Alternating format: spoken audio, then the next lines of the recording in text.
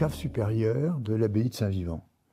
Une abbaye qui a été extrêmement florissante au Moyen-Âge et jusqu'au XVIIIe, jusqu'à la Révolution française, et qui ensuite a été un peu dépecée, en fait, de tout ce qu'elle avait d'intéressant pour les constructeurs locaux, est devenue une ruine et que nous avons reprise dans la fin des années 90. Et vous pouvez voir la beauté de ce lieu maintenant. Je suis très heureux que pour l'ouverture de ce symposium, nous soyons réunis dans ce lieu où vivaient des moines qui ont été, on peut le dire, à l'origine de notre viticulture bourguignonne telle qu'elle est aujourd'hui, cette viticulture de terroir délimité, de cépages uniques. C'est eux qui en ont été les auteurs initiaux. Voilà. Vous disiez des moines agronomes, ingénieurs et architectes. On voit bien, il est plutôt bon architecte. Donc c'est vrai que c'est un lieu inspirant. Surtout qu'on est vraiment, on surplombe une colline, le Val de Vergy, qui est aussi c'est un lieu de viticulture et même de haut lieu. Hein. Il y a eu un haut lieu où d'ailleurs il y a eu à l'époque où l'abbaye et la forteresse de Vergy étaient en activité, où il y avait certainement 1000 ou peut-être 2000 personnes qui vivaient. C'était extrêmement actif. Aujourd'hui, les hommes sont partis en grande partie, mais les traces sont là. Et c'est jamais je pensais, très franchement, que nous arriverions à ce résultat-là. Depuis maintenant une dizaine d'années, tous les ans, nous avons un apport très important de mécénats chinois et d'Extrême-Orient, et notamment chinois. Qui a été inspiré, qu'on trouvait du sens à cette préservation, cette sauvegarde. Exactement, qui nous disent, mais écoutez, si on peut aider à sauvegarder un lieu qui est important dans un pays que nous aimons, dans une région que nous aimons et qui produit des vins que nous aimons, c'est quelque chose qui nous fait plaisir. Voilà. C'est très très inspirant d'être dans ce lieu qui a marqué de son empreinte cette belle philosophie des terroirs dont le thème de l'année, défense des patrimoines, de la culture des terroirs, est essentiel. Et, cher Robert, vous étiez un des initiateurs de ce symposium à Shanghai autour de cette problématique terroir-renaissance. Et vous y êtes venu plusieurs fois. Cette année, vous n'y êtes pas présent physiquement, mais vous l'êtes par cette petite vidéo.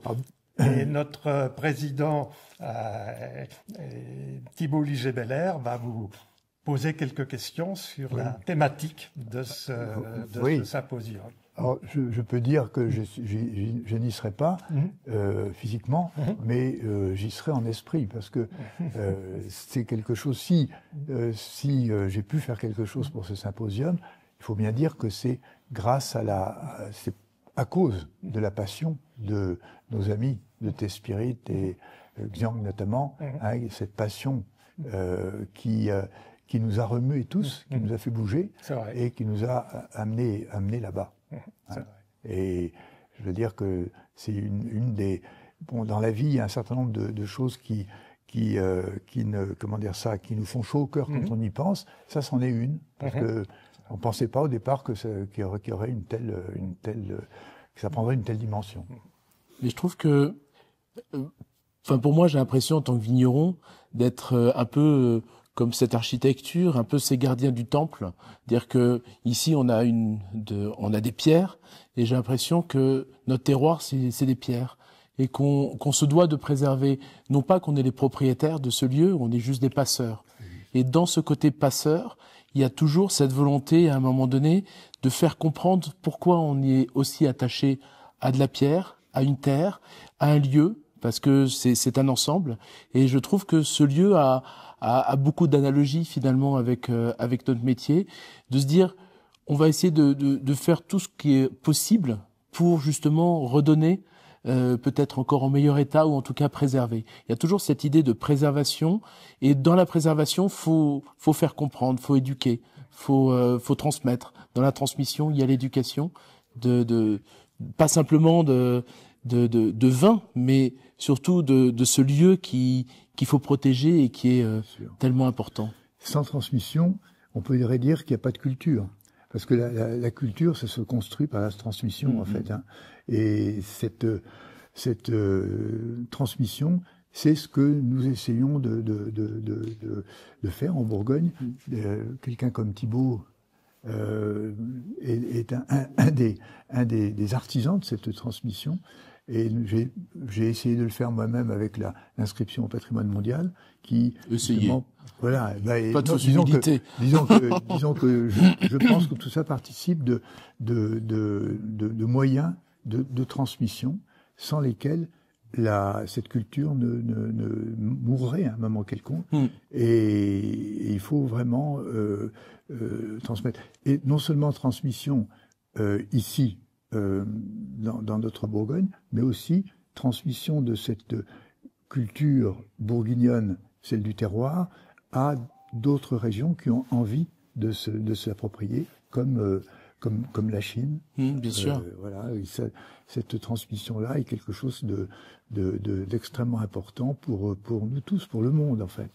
Mais l'homme a cette capacité incroyable justement de ses facultés d'observation à partir du moment où il a envie de chercher. Je dis souvent, moi, mes personnes qui travaillent avec moi, n'oubliez pas, vous avez 2 yeux, 2 oreilles, vous avez qu'une bouche. Et donc, je trouve qu'il y a quelque chose d'assez vrai dans cette volonté de regarder, d'entendre, de ressentir. Et je pense que l'homme a vraiment... Il y a plein de très beaux terroirs dans le monde. À un moment donné, il faut aussi prendre un peu le temps, se poser dans un monde qui va très vite pour se dire, ce lieu-là est un lieu, pour être un haut lieu. Et je pense que les moines, comme vous avez aussi bien parlé, prenaient le temps de cette introspection, de ce moment de calme, de prière, mais aussi de pouvoir prendre le temps d'observer, de se dire, de comprendre en fait un lieu qui peut être particulier par rapport à un autre. Ce besoin de temps est quelque chose qui est essentiel pour cette transmission de la culture. Hein, il faut le maintenir.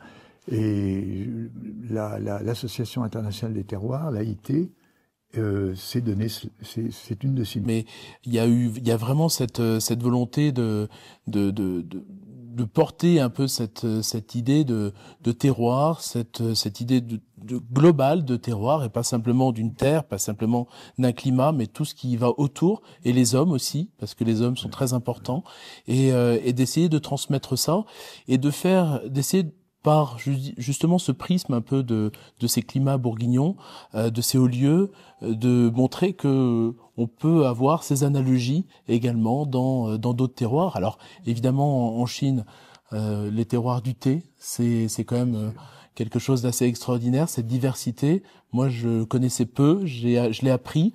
J'ai encore beaucoup de choses à apprendre évidemment, mais j'ai commencé à apprendre cette subtilité. Je trouve que dans le mot terroir, je trouve que le mot le plus proche, c'est la subtilité. Ces choses subtiles qui, finalement, avec ces approches fines et... qui est meilleur que supérieur, que spirituel, finalement. Oui. Meilleur que spirituel. Parce que peut-être que la subtilité intègre le spirituel. Oui, exactement. Alors, on va parler philosophie, attention. Mais clairement, il a été... alors moi, vous m'avez... la petite anecdote, quand même, c'est qu'un jour, vous êtes sorti de la salle d'une réunion et vous m'avez dit, Thibaut, je veux bien prendre la présidence d'honneur, seulement si tu prends la présidence.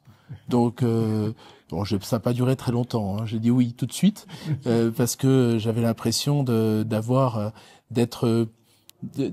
comment dire appelé d'une certaine manière en disant voilà, t'as une mission et je suis tellement attaché au lieu dans lequel je vis. Moi, j'habite juste en face, dans les Hautes-Côtes, juste en face de l'abbaye. J'ai tous les matins la vue sur l'abbaye et tous les jours dans mes vignes. Et je me dis, voilà, ça a du sens. Et si on fait quelque chose qui a du sens, permet de mieux vivre. C'est une belle expérience de transmission. Nos terroirs sont précieux, ils sont fragiles. C'est important de perpétuer cette belle philosophie de la culture des terroirs. Exactement. Donc, on va faire un beau symposium avec énormément d'intervenants passionnants, des vignerons passionnants, des créateurs de thé absolument incroyables. Et puis, cette transmission, elle va être, on va continuer aux générations qui vont suivre. Évidemment à travers le monde, on va peut-être pas se limiter à la Chine, on va peut-être aller dans d'autres aussi régions, pourquoi pas. Donc dans AIT, il y a international, et donc je pense que ces trois lettres regroupent beaucoup de choses avec une bonne mission. Croyez bien que je serai avec vous en esprit, hein, vraiment en esprit, et je voudrais redire encore une fois combien le rôle de Xiang, de T-Spirit est quelque chose de tout à fait remarquable et qui n'est unique pour l'instant, unique. Merci Aubert. Merci à vous. Merci à vous. Merci à vous.